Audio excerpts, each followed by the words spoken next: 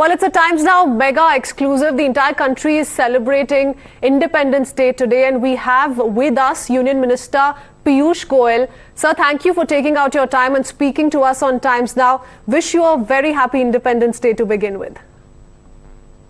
Well, if you look at the speech in its entirety, it was a speech which gave a report card of the wonderful work that he has done over the last 9 years, but also reflected a confident nation, a nation full of energy, full of big ambition and goals, a nation of 1.4 billion people, 140 crore Indians desirous of a better future for their children, a nation, young nation, our average age is amongst the youngest in the world, which will contribute to global good and global growth in the years to come. And I think Prime Minister Narendra Modi only laid down the future as he sees it. He only laid down the pathway to make India a developed nation. It is clearly next year is going to be an election year. 2024 will be going to the polls, and the people will be assessing the good work that the Prime Minister has done. But as we see it, the people of India trust Prime Minister Modi's intentions, trust his integrity, and trust the inspiration that he has given to India and the rest of the world. An inspiration which will make India a developed nation, a prosperous nation. Well, we're talking about the Prime Minister's Red Fort speech, and the speech, of course, was quite high on political content. But Mr. Goyal, I speak specifically about the Prime Minister using the word Rakshasas to describe corruption. Wasn't that clearly an attempt to hit back at the Congress for their comments yesterday, where one of their senior leaders used the same expression to describe BJP voters and supporters? Well, I think the Honorable Prime Minister was referring to corruption. And corruption is a demon. The fact that India has seen such large scams during the Congress rule, during the UPA, of course now they have rechristened themselves as some Ghamandiya Gathbandhan new name has been given. The reality is that the UPA and the Congress were identified for years and years with corruption. Prime Minister Narendra Modi has brought 9 years of a corruption-free government. He has been process-oriented. He has always looked at problems from the root to find solutions. All his work has been with equal and fair opportunity for all. It has benefited everybody without discrimination. He never believed in the politics of appeasement. He always believed in a corruption-free India, in a country which wants to be empowered, which is looking for a brighter future for the future generations, and where he is looking at 1.4 billion Indians working with a sense of duty. And in that effort to make India a prosperous and developed nation, in that effort to grow our economy for years and years to come, in our effort to reach the fruits of prosperity and development to every single citizen, corruption is one of the most dangerous demons. And I think he was just cautioning the people of India not to be carried away by the rhetoric of this of the Congress party, or this very, very arrogant alliance. In his speech, the opposition though has latched on to this particular commentary, with the Congress saying this should have happened much earlier, that he was compelled to speak about it in the parliament, and that this is a belated attempt at discussing a state in crisis. Well, Prime Minister Narendra Modi has been continuously and all the time leading from the front in our effort to bring peace and harmony to Manipur. Our Honorable Home Minister Shri Amit Shah, under the guidance of Prime Minister Narendra Modi, was able to bring the situation under control very quickly, and gradually things are improving. We are all aware of the genesis of this problem. It's a problem Manipur has witnessed for several decades. During the Congress times, we know all of Northeast used to have such troubled times, used to have violence, used to have insurgency, used to have terrorism, We used to have months and months of blockades in Manipur. We have lost several hundred lives over the last few years in Manipur during the Congress regime. Things were very much under control, very much on the path of improvement across the northeast, including Manipur. It is unfortunate that one judgment given by an honorable court in Manipur was misunderstood and misread and gave the impression which caused this ethnic strife in Manipur. I would have expected the opposition to behave more matured. They have been in government for so many years. One would have expected more sensitivity from the Congress and their friends. Sadly, it was not to be so.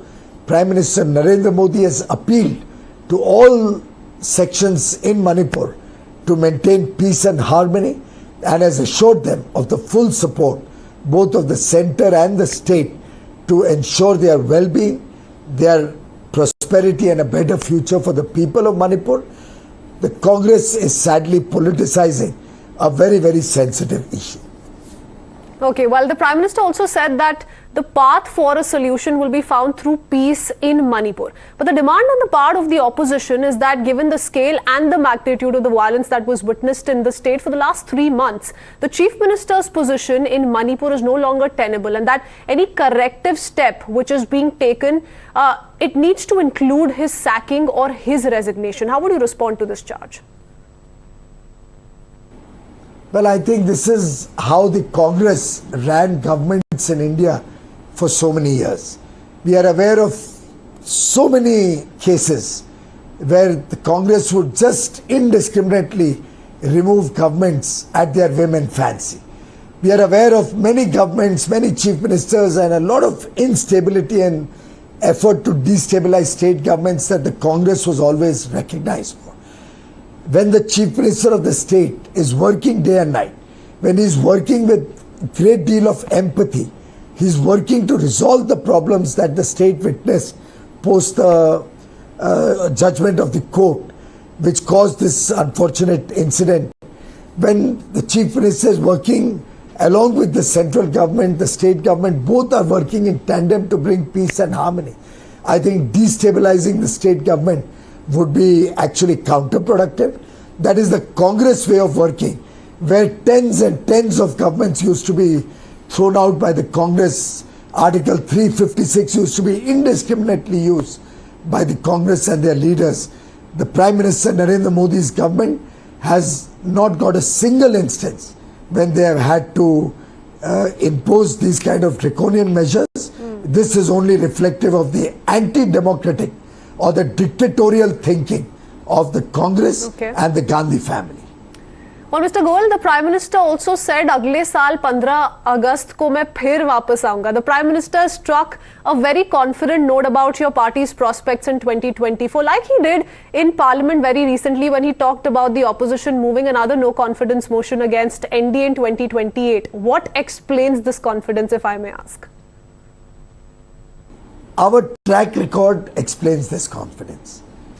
This comes out of the good work that has happened in the country for 9 years. This comes from the fact that we were able to offer a corruption-free government to the people of India.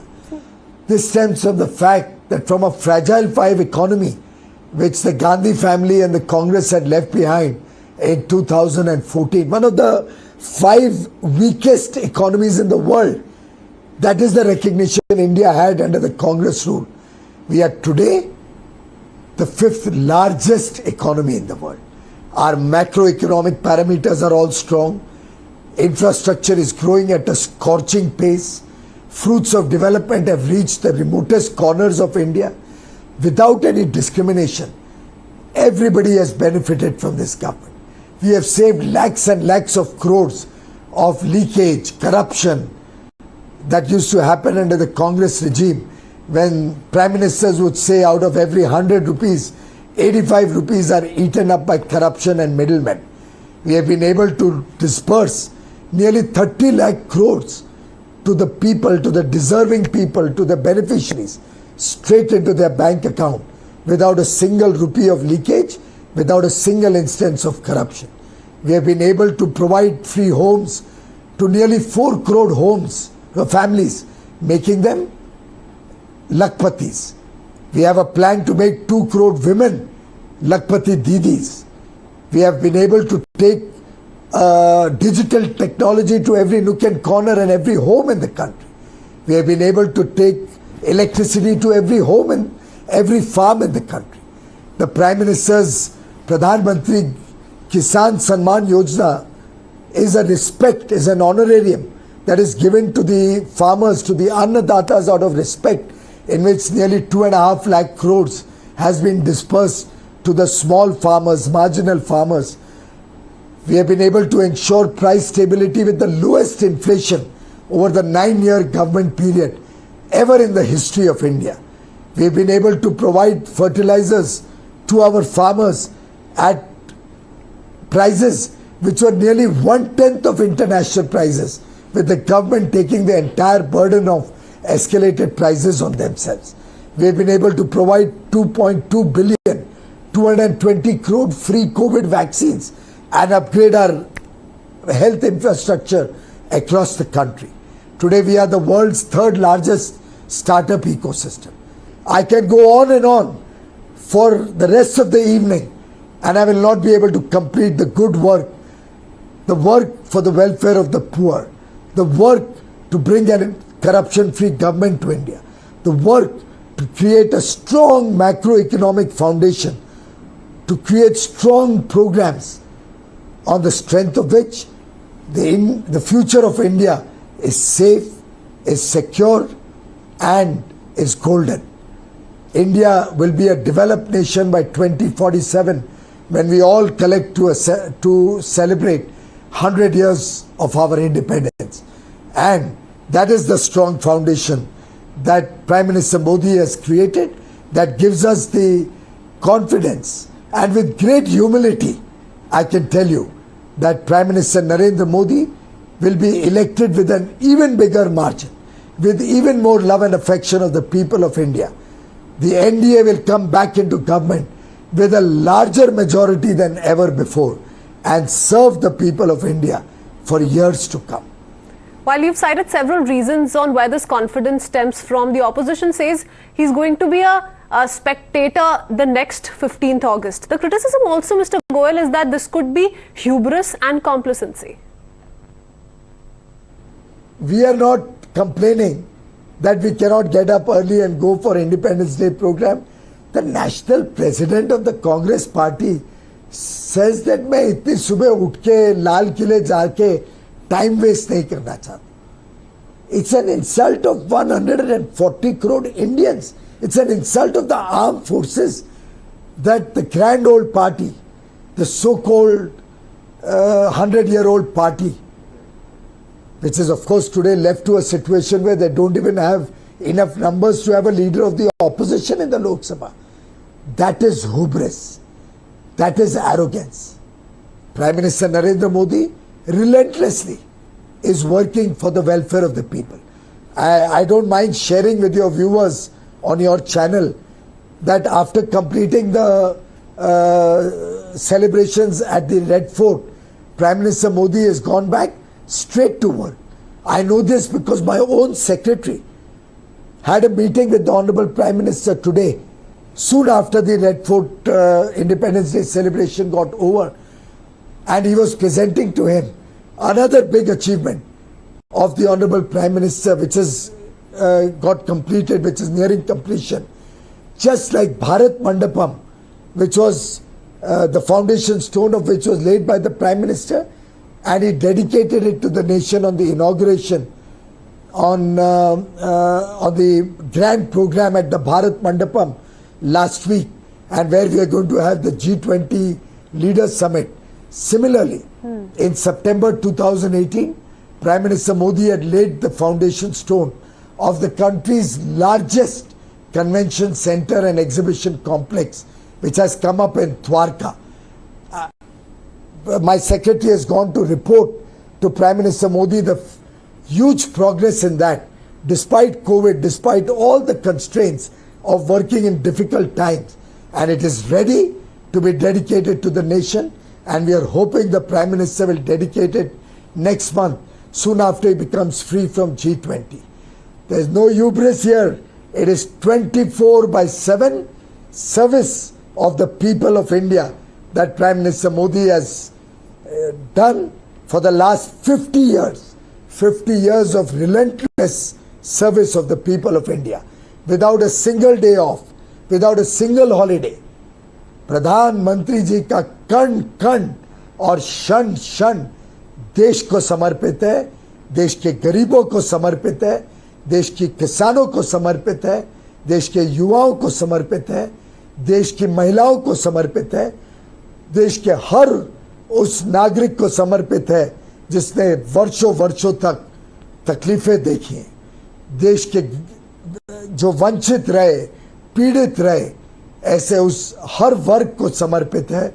और मेरा मानना है कि 140 करोड़ देशवासियों का विश्वास जो आज प्रधानमंत्री मोदी जी के साथ है, वही हमें और ऊर्जा देता है, प्रधानमंत्री जी को और उत्साह देता है कि वो और काम करें। यूब्रिस तो दूर दूर से भी प्रधानमंत्री जी को टच नहीं करता।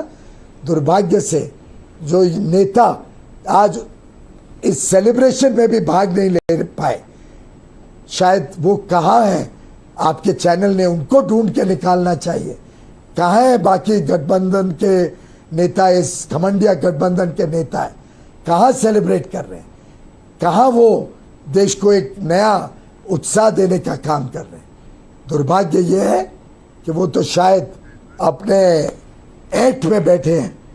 प्रधानमंत्री मोदी जी देश सेवा में छुटे हुए हैं। Okay.